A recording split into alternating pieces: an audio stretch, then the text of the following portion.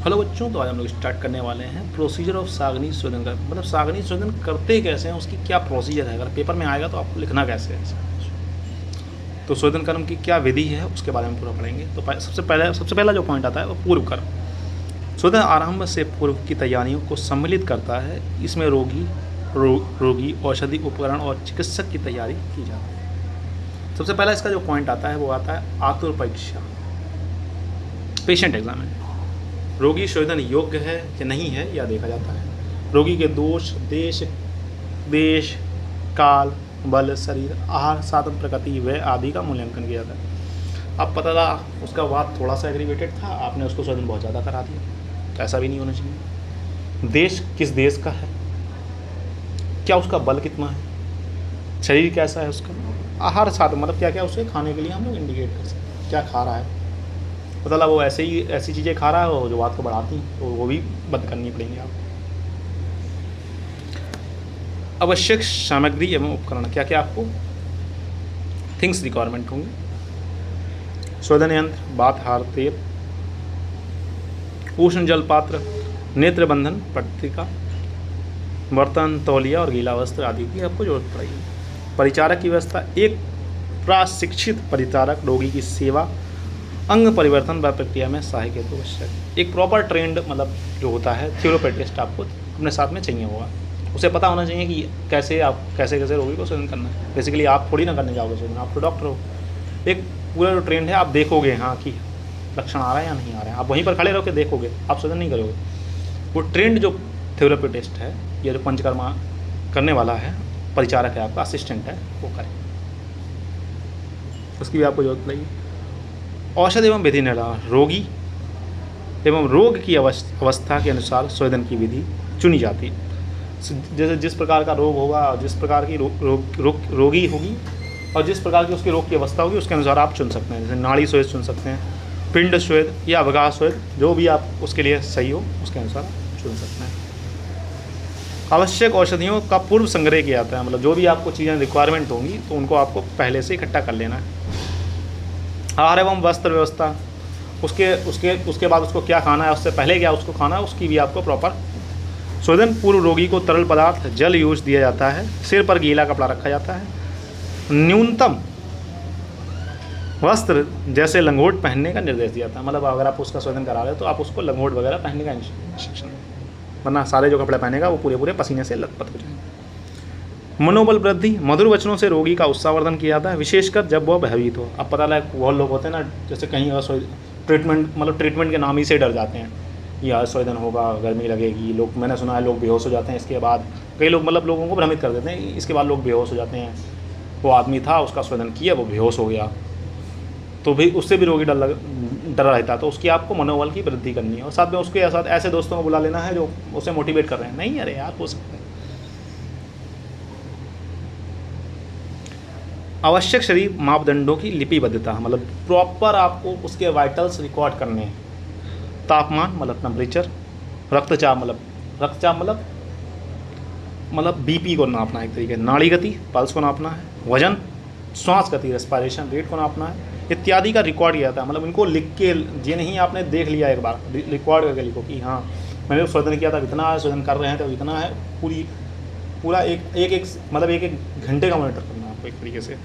सहमति पत्र, कंसेंट तो आपको लिखवा के रखनी है। कहीं ना कहीं कॉम्प्लिकेशन होकर कुछ रोगी को हो गया तो वो आपको जेल ना पहुंचा ले, इसलिए उससे पहले आप कंसेंट फॉर्म पर साइन कर सकते हैं। उसका तथा प्रधान कर्म ऑपरेटिव, जब मेन में आप मतलब मेन प्रोसीजर में आप करने क्या वाले हैं, या मुख्य प्रक्रिया होती है जिसमें रोगी पर वास्तविक शोधन विधि प्रयोग में लाई जाती है। रोगी की अवस्था अनुसार उचित शोधन विधि जैसे संकर, नाड़ी, पिंड, प्रस्तर आदि का चयन कर प्रयोग किया जाता है। रोगी के नेत्रों पर शीतल पट्टी या कमल पत्र आवरण बांधा जाता है ताकि नेत्रों में जलन ना हो। मतलब नेत्रों में आपको बिल्कुल शोधन करना ही नहीं है, और करना है तो बहुत उसके अलग विधि बताई गई है, तो उस तरीके से करना है। नेत्र पिंड शोध वाला तो वो तो अलग शोधन है।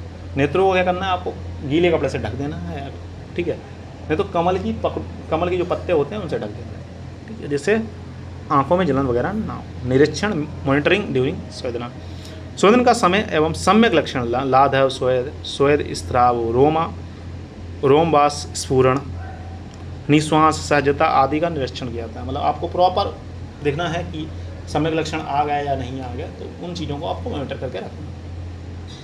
किसी भी उपद्रव जैसे अधिक जलन, घबराहट, चक्कर की स्थिति में तुरंत प्रक्रिया को रोका जाता है।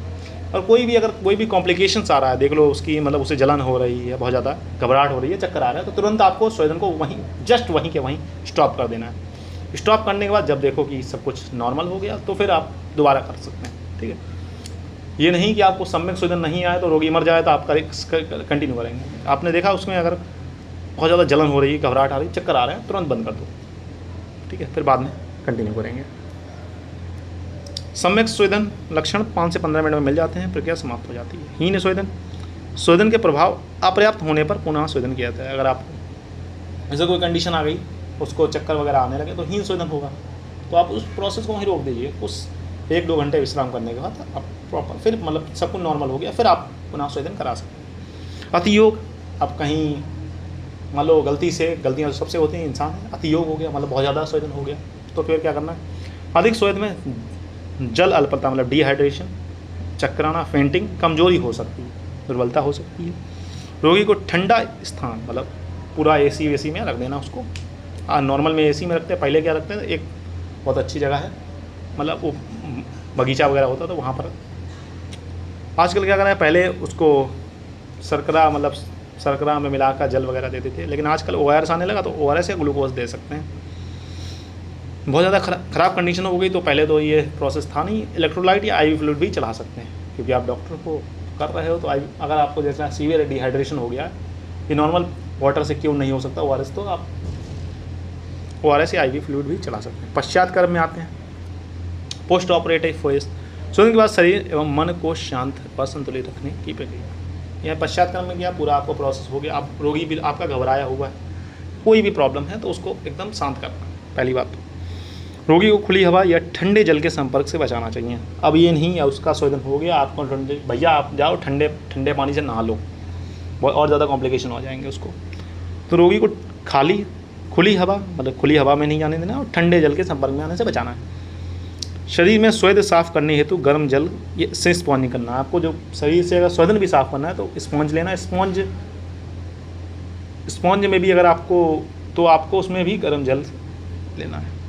रोगी को आराम देना है, उससे को आराम से लेटे रहो, कोई चिंता वाली बात नहीं। उचित समय पर गर्म जल से स्नान। अब आपने 48 मिनट्स बताया गया तो 48 मिनट तक आप वेट कर सकते हैं।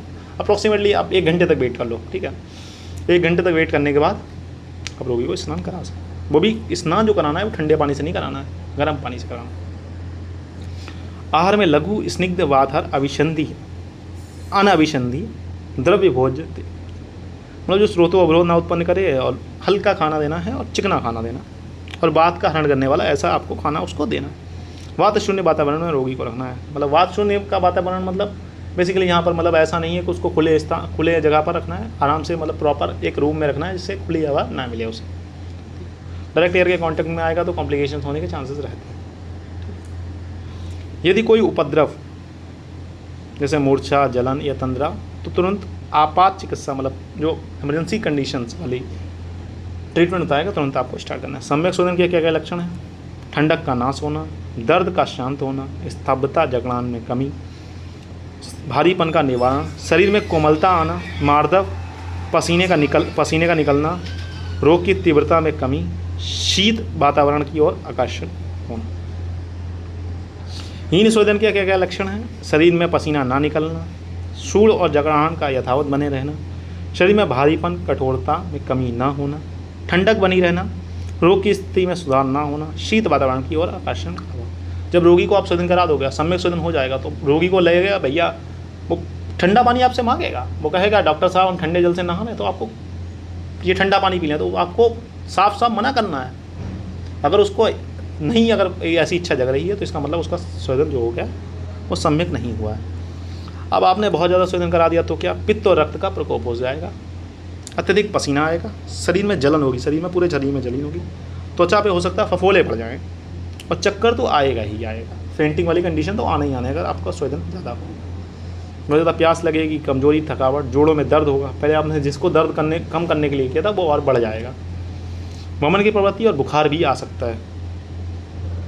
कॉम्प्लिकेशंस ऑफ स्वेदन, तो स्तंभन हो सकता है और निर्जलीकरण हो सकता है। तो इसका कारण क्या है? हीन संवेदन, अंगों में कठोरता जगरण हो सकती है, तो पुनः सम्यक संवेदन कराना। अब आपने अति संवेदन कराना तो डिहाइड्रेशन वाली कंडीशन आ सकती है कॉम्प्लिकेशन के रूप में।